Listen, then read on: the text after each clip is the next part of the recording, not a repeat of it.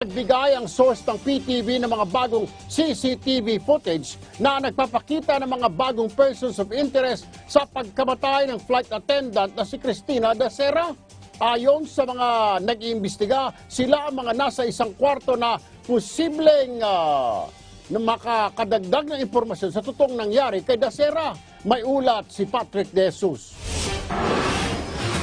Sa CCTV footage na ibinigay ng isang source sa PTV News, makikita sa elevator ng City Garden Grand Hotel ang pagpasok ng ilang kalalakihan mag-aalas 8 ng umaga noong January 1. Apat dito, galing umano sa room 2207 kung saan nakitang palipat-lipat si Cristina Dacera at kanyang mga kaibigan. Tugma ito sa CCTV sa hallway ng hotel kung saan noong umaga ng kaparehong araw at oras, apat na lalaki ang lumabas sa room 2207. Nauna nang sinabi ng NBI na tukoy na nila ang pangalan at pagkakilanlan ng mga nasanasabing kwarto. Sabi naman ng PNP, 5 hanggang 6 na individual na narito ang itinuturing ngayong persons of interest. Samantala, maliban sa 3 respondents, may dumating pa kahapon ng mga abogado ng 5 pang respondents sa kaso na pinasabpina ng NBI. Ikinalugod ng pamilya Dacera ang ginagawang sariling investigasyon ngayon ng NBI sa pagkamatay ng 23 anyos na si Cristina Dacera. Nauna naman nang sinabi ng NBI na mayroon silang encouraging leads sa ginawa nilang re-autopsy sa katawan ni Cristina kahit pa na-contaminate na ito bunsod ng pag-embalsamo.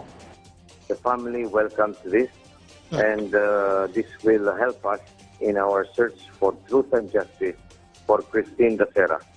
Ipinaubayan naman ng NBI kay Justice Secretary Minardo Guevara kung kakailanganin nilang magsampa ng hiwalay na kaso kapag natapos ang kanilang sariling investigasyon. Depends on how that investigation will conclude this investigation.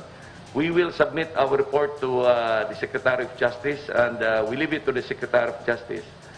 I can only assume that if these are the same charges involving the same incident and the same personalities involved, then that can be for consolidation. We're not saying we already have a criminal case.